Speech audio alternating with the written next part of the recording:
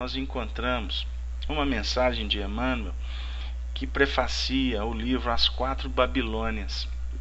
Esse livro é de 1939.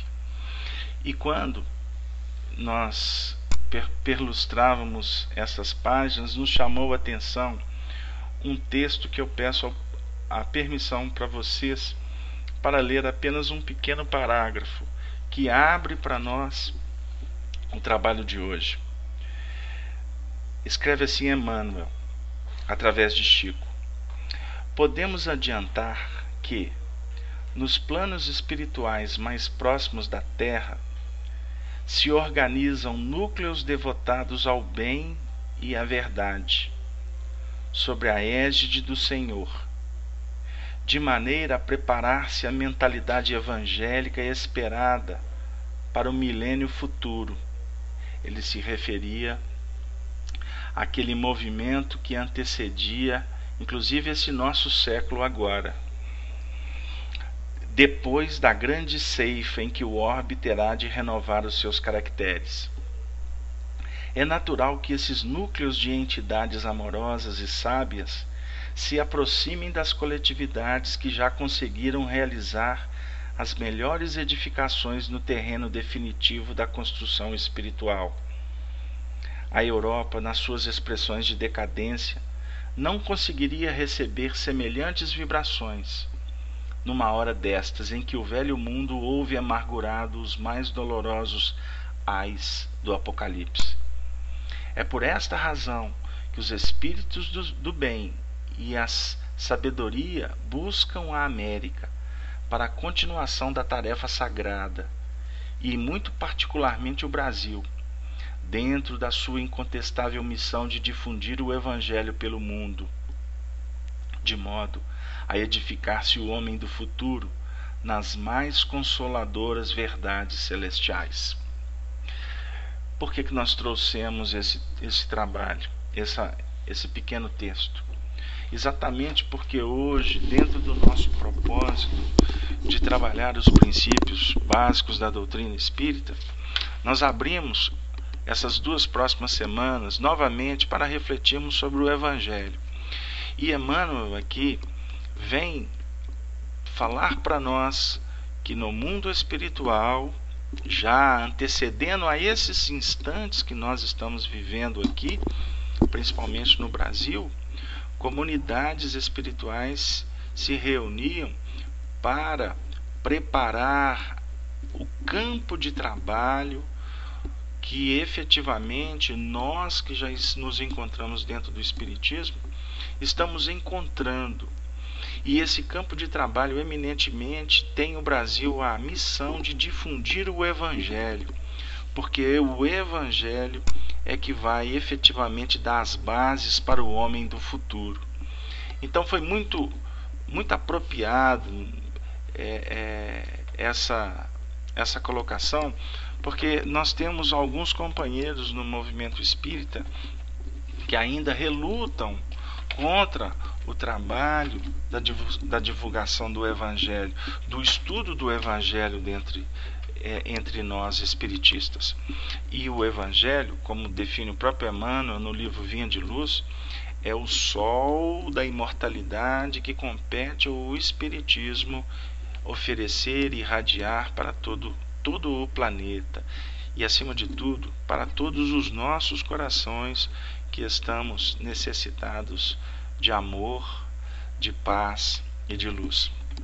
Então, o objeto dessas 2 próximas semanas, nós convidamos vocês para trabalhar conosco, então, efetivamente na passagem do Sermão da Montanha, no capítulo 5, no versículo 38º ao 42º, sendo que hoje nós vamos trabalhar o versículo 38 ao versículo 39, e agora farei a leitura do mesmo. Disse Jesus: ouvistes que foi dito, olho por olho e dente por dente.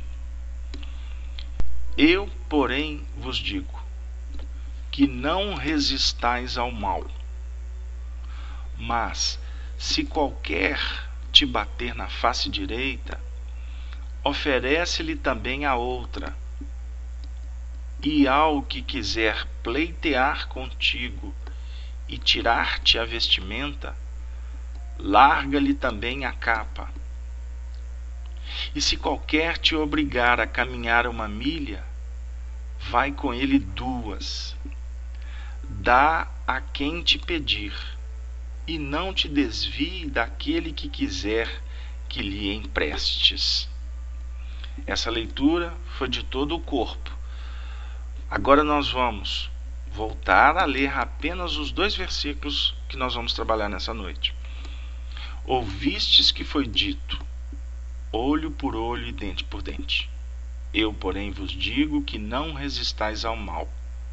Mas, se qualquer te bater na face direita, oferece-lhe também a outra. Nós vamos aqui, queridos amigos, contando com a participação efetiva de vocês no chat, com as perguntas e também com as vibrações que possam nos ajudar para dar conta dessa grande responsabilidade, iniciar trabalhando vamos partir o texto para que a gente possa refletir juntos. Começando, buscando inclusive apoio num estudo legado para nós do nosso querido José Sobral, aqui de Belo Horizonte. Ele deixou um legado fantástico para nós. E eu vou trabalhar alguns aspectos que ele colocou, fazendo os nossos comentários e inclusive tentando trabalhar algumas questões que possam ser levantadas. Ouvistes que foi dito. Quando Jesus trabalha esse aspecto, ele está se reportando ao Velho Testamento, porque ele estava falando para os judeus, ele estava falando para aqueles que estavam com ele naquele movimento bendito da montanha, aonde na multidão vamos encontrar religiosos, vamos encontrar os discípulos, vamos encontrar as pessoas, o povo simples que também frequentava o templo. Então, é importante lembrar, e é um aspecto que Allan Kardec define para nós no primeiro capítulo do Evangelho segundo o Espiritismo, que é intitulado Não Vim Destruir a Lei, que Jesus, ele apoia todos os seus ensinamentos exatamente na proposta mosaica. Não é? Obviamente que ele, à medida em que ele vai desenvolvendo os aspectos do amor, ele transcende o que Moisés trouxe. Mas nós não podemos olvidar a fala de Jesus: não vim destruir a lei, mas dar-lhe cumprimento. Jesus, se reportando ao Velho Testamento, ele está trabalhando a lei de justiça. Lembrando então que Moisés foi o intermediário. Passar da injustiça para a justiça já é um grande passo. Se vocês concordam, nós podemos aqui depreender que a nossa grande luta é essa, ou seja, vencermos aqueles pontos que trazemos à nossa intimidade que efetivamente ainda nos vinculam à violência, à injustiça, o trabalho que realizamos com o objetivo de atender apenas às nossas necessidades, em detrimento do outro. Então, trabalhar da injustiça para a justiça já é um grande passo, embora continuemos precisando do outro passo, que é o mais à frente. Nós temos carência do amor, porque o amor ensinado e exemplificado por Jesus é o que efetivamente vem modificar, ele vem lubrificar, ele vem dar um colorido especial a esse grande projeto de trabalhar num ponto em que os nossos desafios passam a ser, vamos dizer assim, engrinaldados pelas bênçãos. Porque nós costumamos achar que basta a gente deixar a justiça para trás e caminhar pelo amor. E na realidade nós temos que trabalhar a justiça sobre o amplexo do amor. Não é mesmo? Então, devemos valorizar e ficar com as coisas antigas enquanto não surge uma melhor. Porque costumamos a querer deixar para trás tudo para enveredar pelo novo.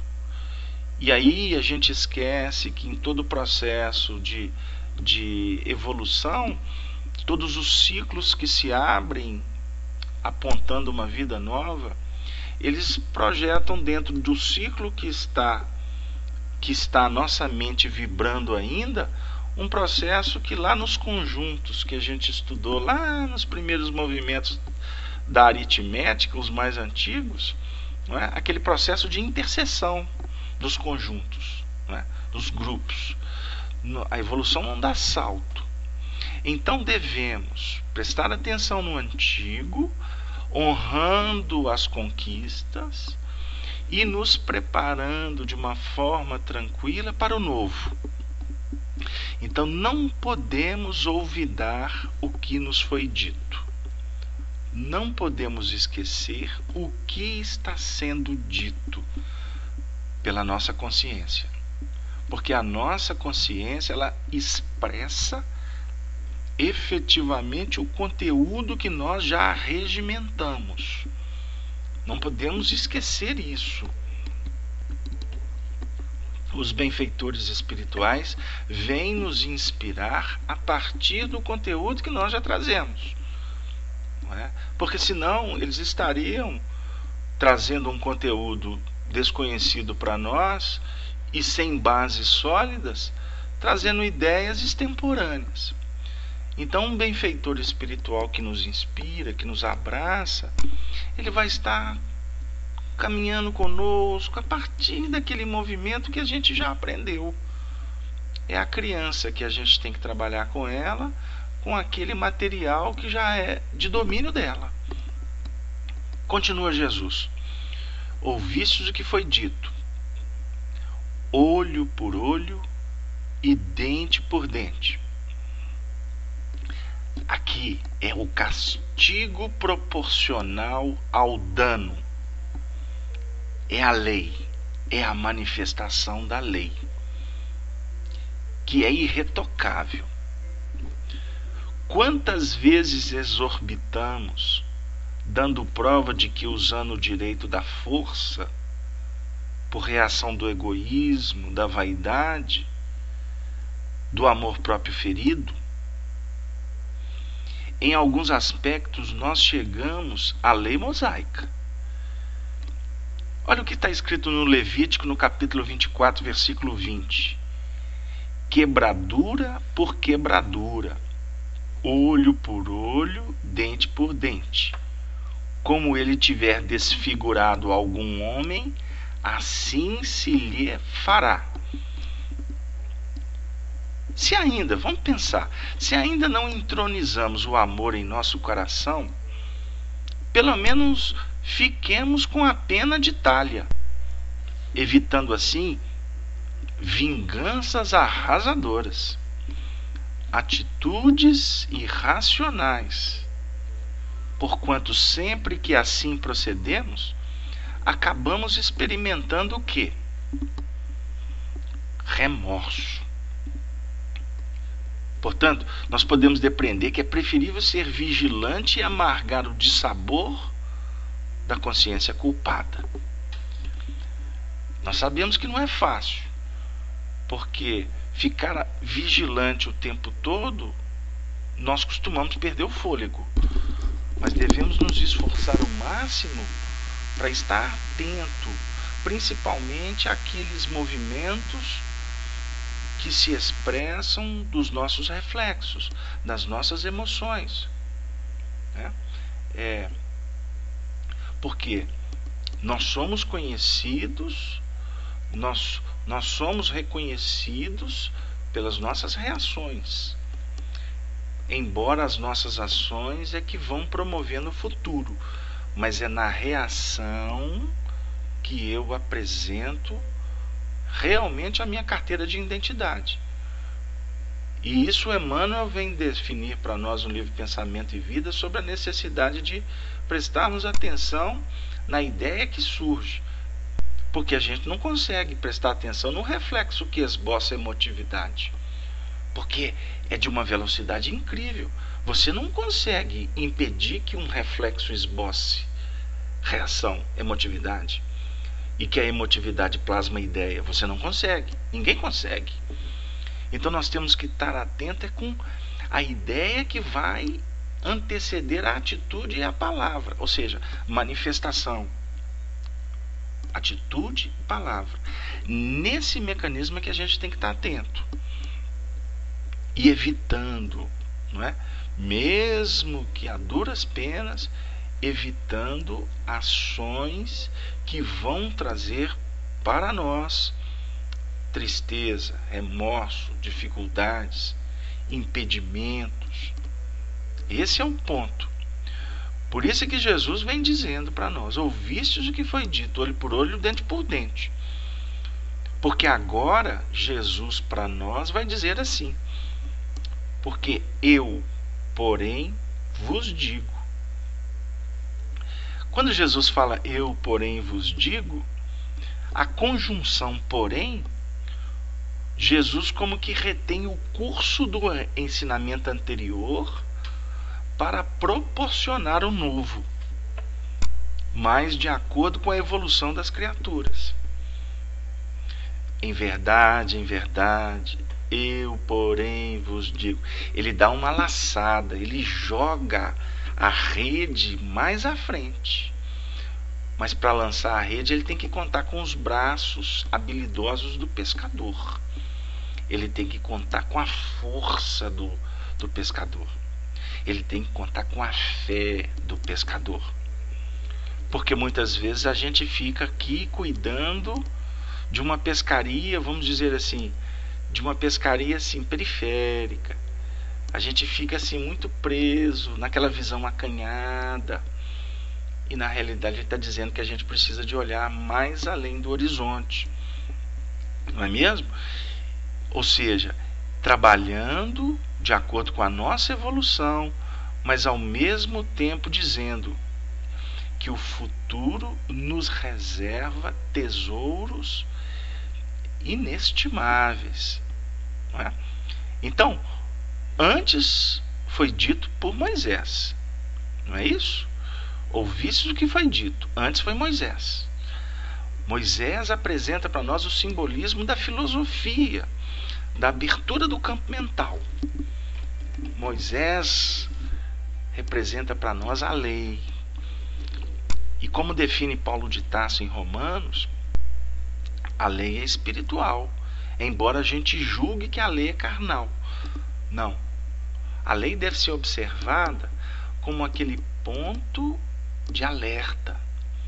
E que quando nós estamos numa estrada observando a sinalização, nós só temos a sinalização porque nós já nos colocamos naquela condição de pegar o carro e colocá-lo na estrada. Porque antes, quando eu não dirigia, eu não tinha habilitação, eu não conhecia o carro, aquela sinalização que está na estrada para mim pouco importa.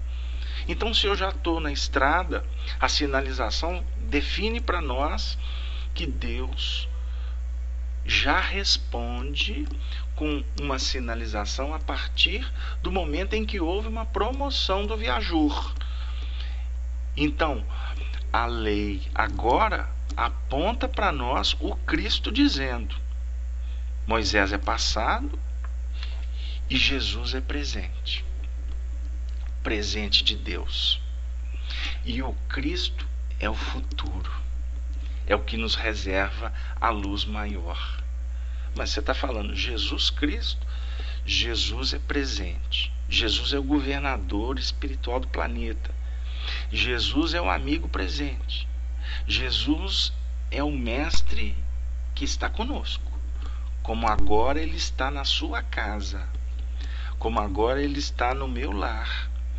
Como agora eu consigo senti-lo dentro das minhas acanhadas percepções, mas a partir de um movimento em que eu estou buscando-o, porque senão eu não estaria sentindo-o. E agora eu estou sentindo não por um movimento místico.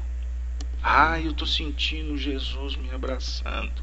Isso é misticismo. Por mais que ele possa estar nos abraçando. Mas na realidade nós estamos abrindo a nossa mente e em busca dele. E a resposta é inequívoca. A resposta é sintomática. Porque a promessa dele foi que ele não nos deixaria órfãos. Então, estarmos reunidos na sala é um presente de Deus. Porque Deus nos deu o computador, Deus nos deu as condições, os recursos, Deus nos deu o corpo, a informação. Mas o movimento para acessar tudo isso é nosso. Foi a nossa vontade, foi o nosso desejo de estar aqui na sala, comungando com os amigos. E esse desejo automaticamente nos candidata a receber esse presente. Que presente? Moisés voltando. Agora sobre os auspícios de Jesus para nos contar mais alguma coisa da lei. E o Moisés aqui representa a doutrina espírita, a codificação espírita. Moisés representa para nós o movimento espírita. Moisés representa para nós o livro, a informação. Moisés representa para nós o recado que a dor está trazendo. Moisés representa para nós a indicativa da desencarnação, a indicativa da perda. Tudo isso Moisés está nos apresentando no decálogo, não é mesmo? Mas Jesus está junto, porque nós precisamos de adocicar a nossa forma de ver, a nossa maneira de sentir. É só com Jesus. E aí, a lei que para muitos é para matar, a lei para muitos é punir.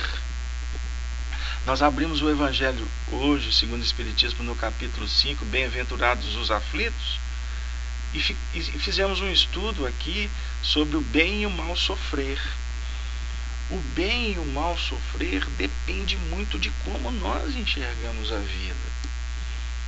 Porque o papel da doutrina espírita como consolador prometido, apontando o futuro, a imortalidade da alma, falando do intercâmbio dos espíritos conosco, contando para nós da justiça da reencarnação, falando do nosso passado espiritual que está guardado no nosso inconsciente, falando dos amigos, dos benfeitores, falando para nós inclusive dos malfeitores, entre aspas, os adversários, daqueles que estão nos exigindo, daqueles que estão nos acusando, daqueles que estão jogando pedras. Tudo isso, quando analisado com a ótica do espírito, que está por cima das águas turbulentas da vida, o Senhor da vida está nos convidando para que a gente possa aprender a domar os ventos, a andar por cima das águas, de tudo que é transitório, de tudo que é ilusório. Por isso é que o texto, Jesus continua dizendo assim: portanto, não tenha dúvida, não resistais ao mal. Observemos isso. Não resistais ao mal. Qual que é a definição do mal? Nós aprendemos no Livro dos Espíritos. O mal é a ausência do bem. Como a treva é a ausência da luz. Como o frio é a ausência do calor. Então, o mal é transitório, porque o bem vence sempre. Jesus vence sempre. Quando nós estávamos estudando o livro Brasil, Coração do Mundo, Pátria do Evangelho, algumas semanas atrás, para a gente preparar um estudo, todas as vezes que a gente volta nos textos, quando os textos são representam as verdades do mundo espiritual, a cada movimento a gente vai encontrar algo de importante. E dessa vez, um dos aspectos que me chamou muita atenção é em que na história do Brasil, todos os acontecimentos, Humberto de Campos sempre caminhava para o final do texto dizendo: mas Jesus sempre vence. A causa de Ismael, o benfeitor do Brasil, sempre é soberana. É o bem. Nós estamos destinados ao bem. Então o mal, ele é transitório. Como Jesus estava se referindo às coisas do homem, nós precisamos então de compreender que tudo que chega na nossa vida vem e passa.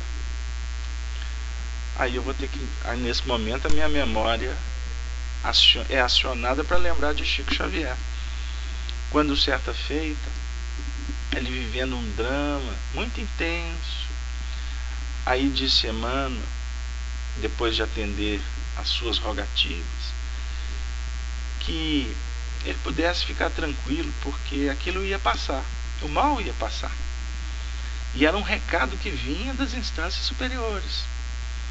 Aí o Chico pensou, ficou confortado, e aí no dia seguinte o Chico ficou tão feliz, mas aí ele desembolou na alegria. E foi ficando alegre com aquela informação, até que o Emmanuel se fez presente e disse assim: mas a alegria também passa. Né? Ou seja, não era para jogar água fria na quentura, não. Mas no sentido de trazer um ensinamento importante, que nós devemos ser moderados tanto na tristeza quanto na alegria.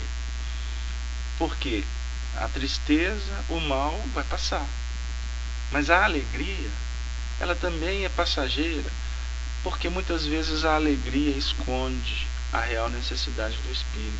Porque nós temos dificuldade de entender o que é prazer mundano ou regozijo espiritual. Ontem escutávamos um seminário que aconteceu no Rio de Janeiro e transmitido pela Rede Amigo, organizado e conduzido pelo nosso querido tribuno Divaldo Franco. Nós prestamos atenção numa fala muito importante dele, que nós somos humanos e que nós devemos valorizar também a nossa dor. Não fazer apologia a ela, mas a nossa dor, ela é importante. E eu não tenho que me desesperar diante da minha dor. Porque a dor da partida, a dor do abandono, a dor da dilapidação, a dor da traição, ela faz parte do nosso processo evolutivo. Agora, a outra coisa é nós promovermos essa própria dor.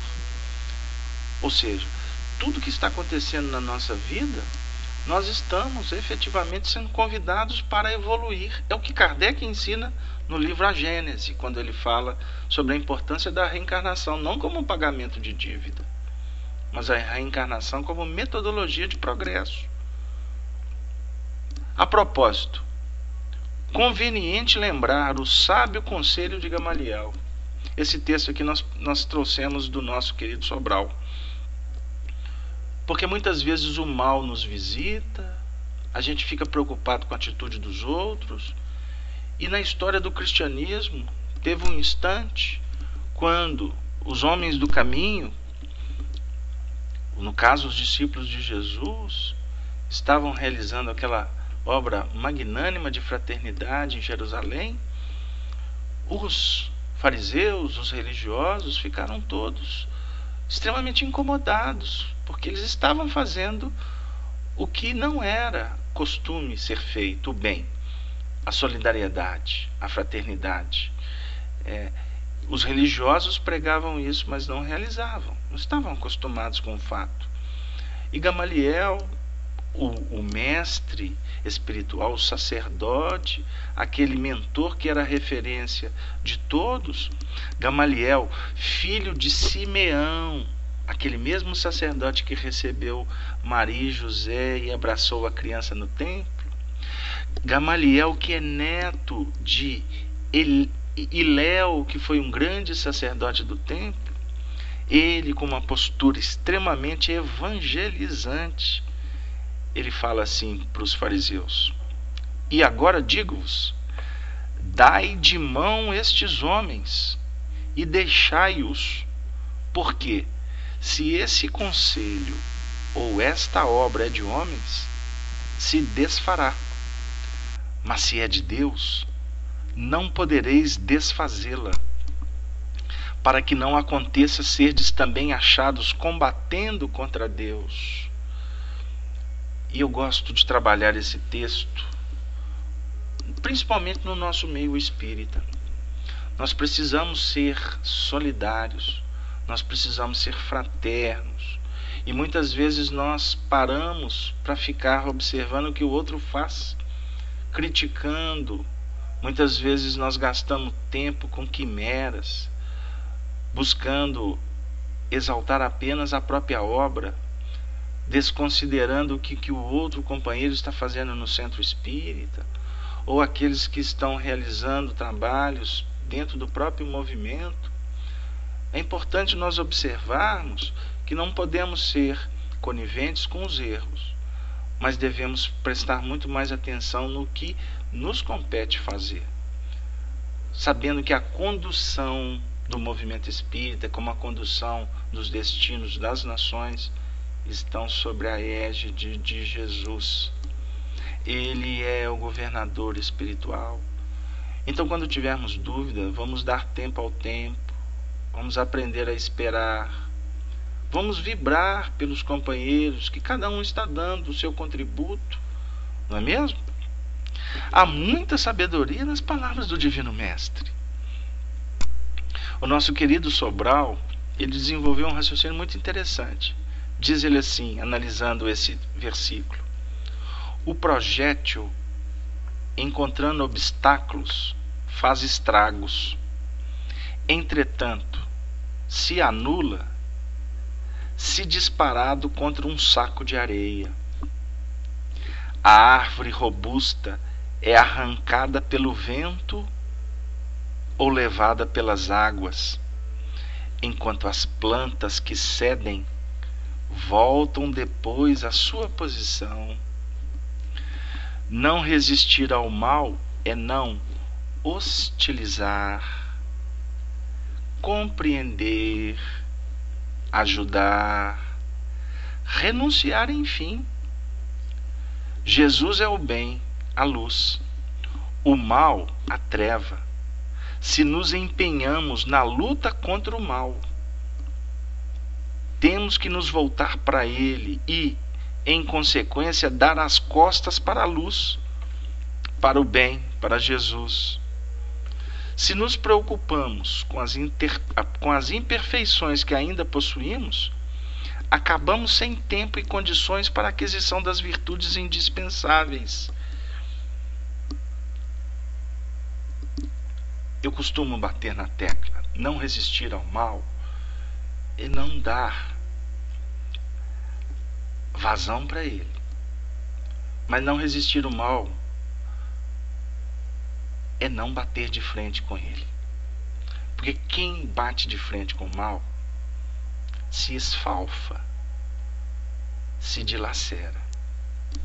A indicativa do Evangelho não é brigar contra a treva, porque a treva faz isso.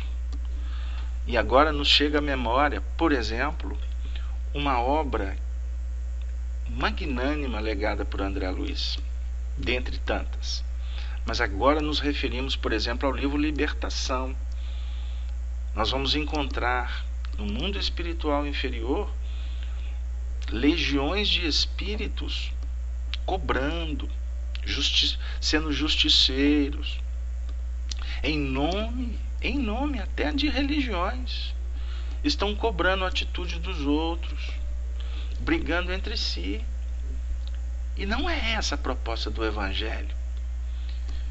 Então fica para nós, inclusive, a própria reflexão de Jesus, que foi registrada por Lucas no capítulo 9, no versículo 62.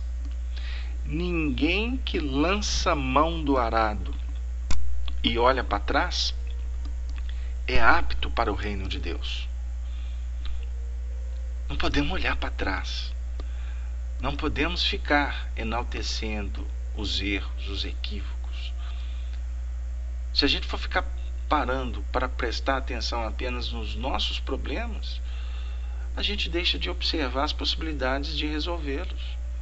Nós não estamos querendo aqui colocar, tampar, como diz aqui em Minas, o sol com a peneira. Nada disso. Devemos descobrir, mas ao mesmo tempo enfrentá-los. Enfrentar não no sentido de brigar contra, mas enfrentar no sentido de encontrar soluções sábias. Não determinava Jesus, afirma Emmanuel, que os aprendizes se entregassem inermes às correntes destruidoras. O plano inferior adota padrões de resistência, reclamando olho por olho e dente por dente. Jesus, todavia, nos aconselha a defesa do perdão, 70 vezes 7 em cada ofensa, com a bondade diligente, transformadora e sem fim. Então esse é o grande programa de Jesus, não é mesmo? Ou seja, nos organizemos pelo bem. Então quando alguém nos visita para trazer uma tiririca de uma fofoca, vamos nos organizar para minimizar isto. Porque, correntemente, o que nós fazemos? Nós pegamos a tiririca e daqui a pouco ela vira um matagal de problema. Não é mesmo? André Luiz fala que devemos represar o mal. Então, quando alguém vier trazer uma crítica, vamos amortecê-la com boas vibrações, se o indivíduo não estiver pronto para ouvir. Se o companheiro não estiver aberto para ponderar. Eu bato muito na tecla, e agora eu estou dividindo com a Charri essa reflexão. Na casa espírita, como dirigentes, quantas vezes nós encontramos incongruências, algumas complicações, que se a gente não age com o Evangelho, nós seremos incoerentes com as nossas pregações. Então eu costumo dizer o seguinte: por conta de uma posição de uma cadeira, eu não posso perder um amigo. Agora, se o companheiro vai colocar larva em cima da cadeira, aí eu vou ser obrigado a conversar com ele. Mas nós temos que aprender que, por exemplo, no centro espírita, eu não estou numa repartição pública, que eu trato pessoas como objetos, como peças, como a gente vê até no nosso próprio movimento espírita. É muito triste quando a gente vê alguém desconsiderando um outro, quando um companheiro fecha a porta para um indivíduo, seja ele quem for. Não, Jesus abre porta. Pôncio Pilatos estava fechando a porta para ele, não estava? Caifás, Anás, a turba ensandecida, estava todo mundo fechando a porta para Jesus. Estava dilapidando, torturando, encaminhando ele por uma vida sem que ele merecesse.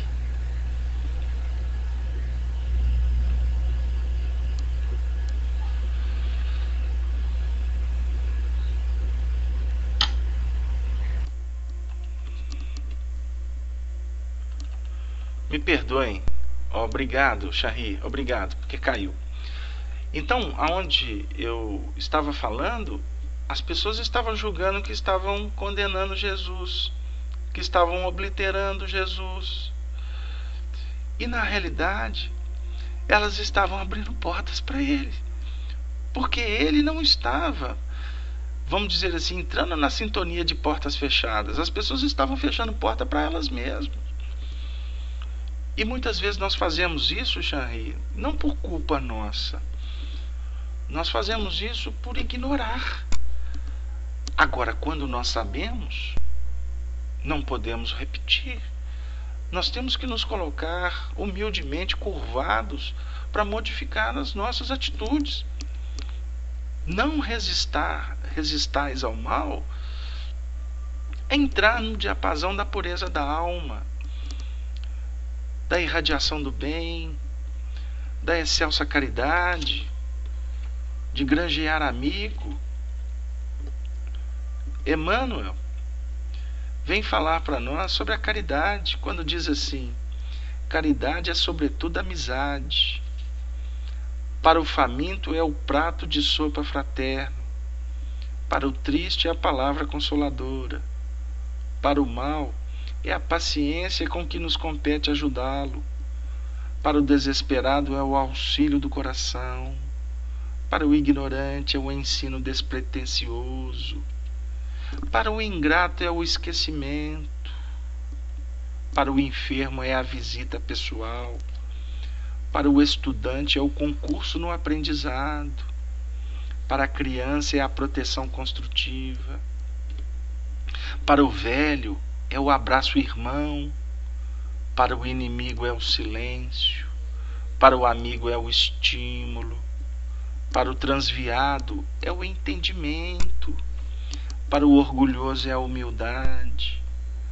Para o colérico é a calma. Para o preguiçoso é o trabalho sem imposição. Para o impulsivo é a serenidade. Para o leviano é a tolerância. Para o maledicente é o comentário bondoso.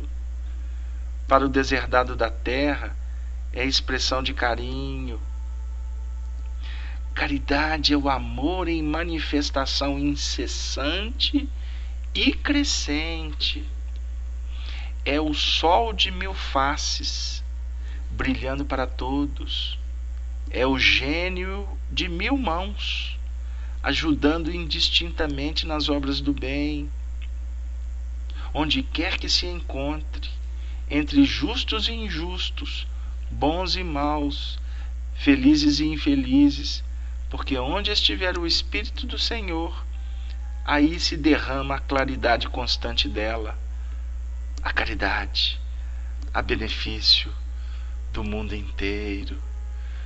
Ah, Regina, querido Marcos, Emmanuel vem nos dizer, sim, o quanto temos que desenvolver,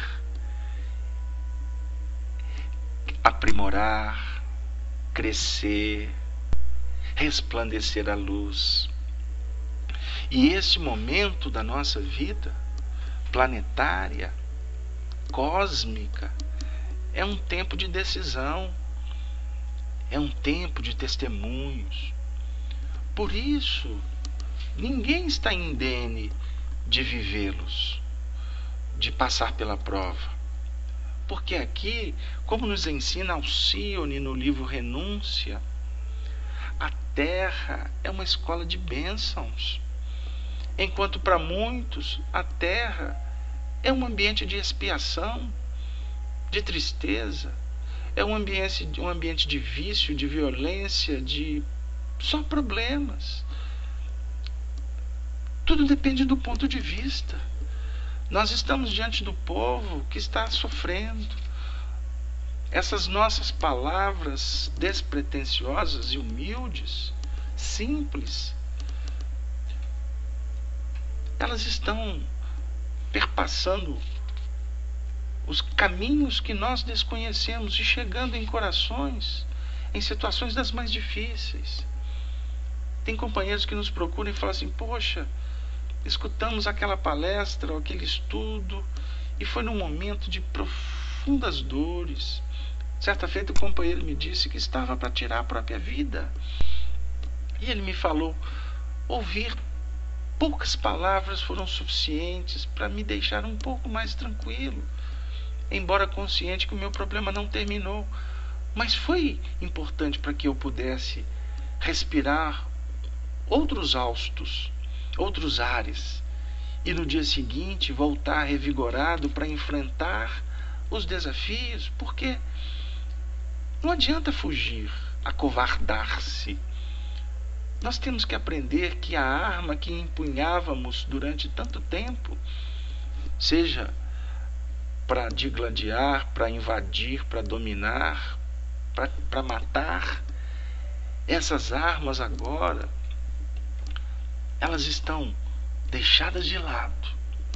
Mas a força do espírito que utilizávamos, precisa de ser modificada para que a gente possa utilizar o espírito desta força de uma maneira inteligente, consciente, responsável e, acima de tudo, dedicada, para a gente poder trabalhar contra as próprias imperfeições.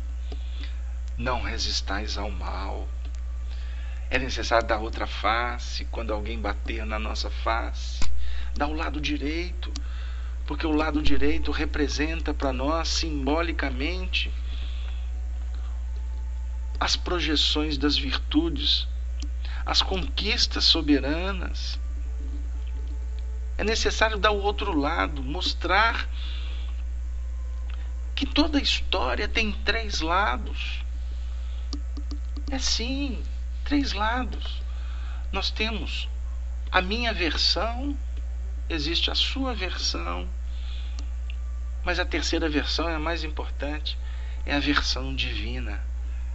É como que a vida está conjugando as observações, as análises e as conclusões. E está pela própria manifestação da lei, que é equânime, que é justa, trazendo respostas para encaminhar cada uma das nossas versões para que elas possam entrar em consonância com a verdade que dimana de Deus.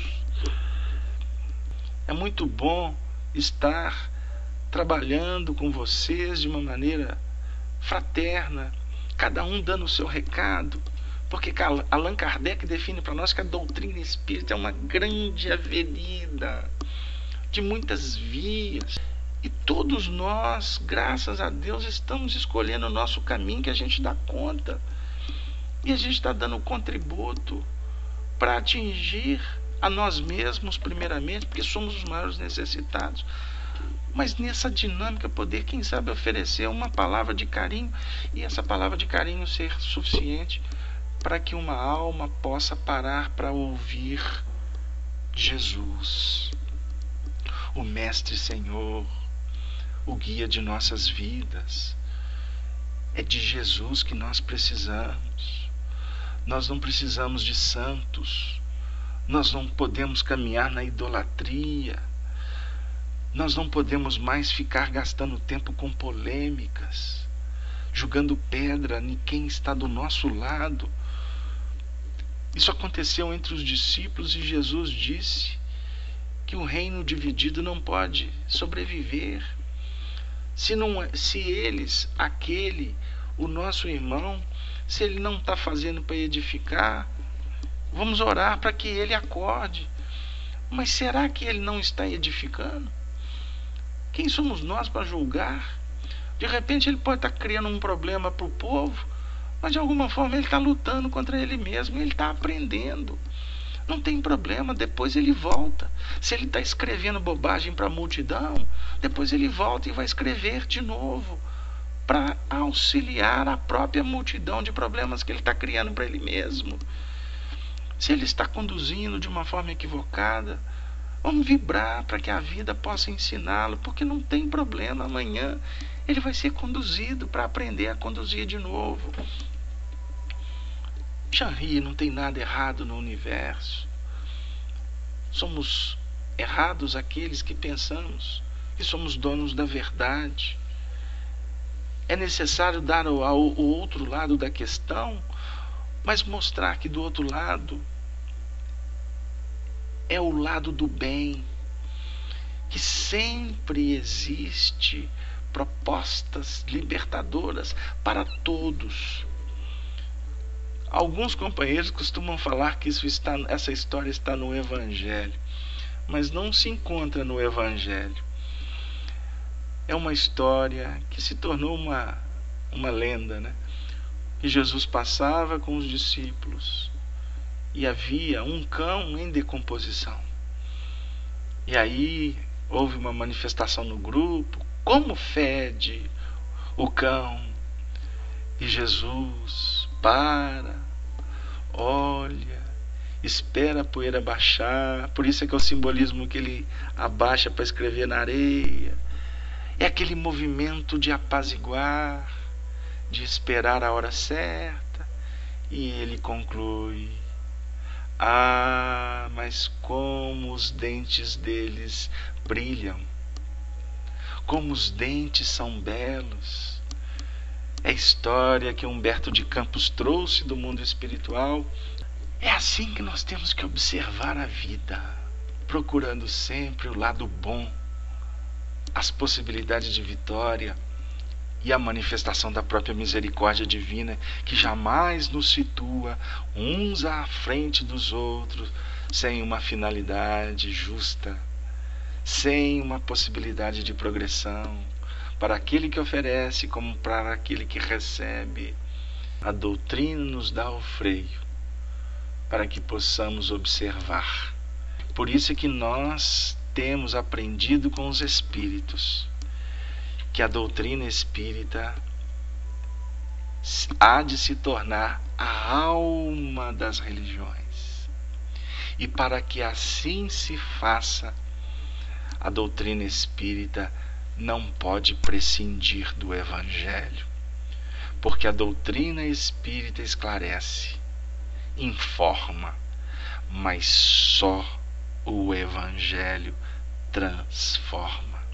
E assim, nas vibrações sagradas que a amizade dos companheiros dessa sala, aos corações que vão acessar estes movimentos, essas reflexões através da Rádio Fraternidade, que nós todos possamos nesse momento agradecer a Jesus por mais o alvitre, por mais a oportunidade de nos expressar, de enaltecer o que necessitamos construir na intimidade do nosso coração. Porque como religiosos, como idealistas, nós estamos procurando sintonia com Moisés. Estamos em busca de João Batista, de Elias, de Jeremias. Nós estamos procurando sintonia com João, com Lucas, com Mateus. Nós estamos correndo atrás de Agostinho.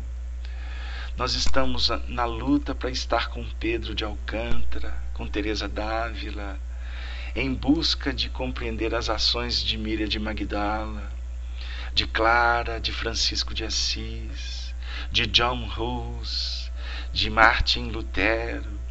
Estamos procurando sintonia com Rousseau, com tantos filósofos, com tantos religiosos que a história da humanidade registrou, com Allan Kardec, o apóstolo dos tempos novos, com o Espírito de verdade sobre a égide de Jesus. Nós estamos todos juntos, procurando nos abraçar num só rebanho, pois só é o nosso pastor, o Cristo de Deus. E para despedir dos corações bondosos que nos ouviram, nós pedimos a oportunidade de trazer Maria Dolores no livro Antologia da Espiritualidade, através das mãos e do coração poético da nossa alma querida, desta veleira, desta alma que se torna uma grande mãe ou um grande pai para outros do movimento espírita no século XX, Francisco Cândido Xavier. Conversa com Jesus.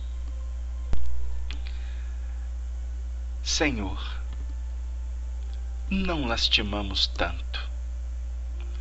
Contemplar no caminho a penúria sem nome, porque sabemos que socorrerás os famintos de pão e os sedentos de paz.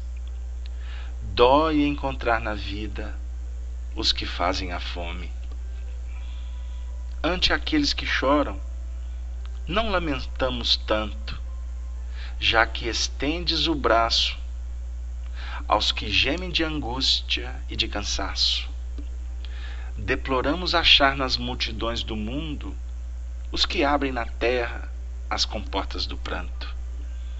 Não lastimamos tanto os que se resfalfam, carregando a aflição de ferre à cruz, de vez que nós sabemos quanto assistes os humildes e os tristes. Lastimamos os cérebros que brilham e só negam a luz. Não deploramos tanto os que suportam sarcasmo e solidão na carência de amor, porquanto tens as mãos, hora por hora, no consolo e no apoio a todo ser que chora. Lamentamos fitar os amigos felizes que alimentam a dor. É por isso, Jesus, que nós te suplicamos, não nos deixe seguir-te o passo em vão, que o prazer do conforto não nos vença. Livra-nos de tombar no pó da indiferença, ainda que a provação nos seja amparo e guia. Toma e guarda em serviço o nosso coração. Ainda que a provação nos seja amparo e guia, toma e guarda em serviço o nosso coração, Jesus. Não lamentamos tanto. Que Deus abençoe a todos nós, aos nossos familiares. Que Deus abençoe a todos que sofrem. Que Deus abençoe toda a família espírita. Que Deus abençoe os dirigentes do nosso país. Que Deus abençoe a toda a nação brasileira, para que possamos realmente transformar o próprio coração no coração do mundo e na morada, na pátria do Evangelho, na própria intimidade. Que Deus nos livre e guarde do mal. Que assim seja.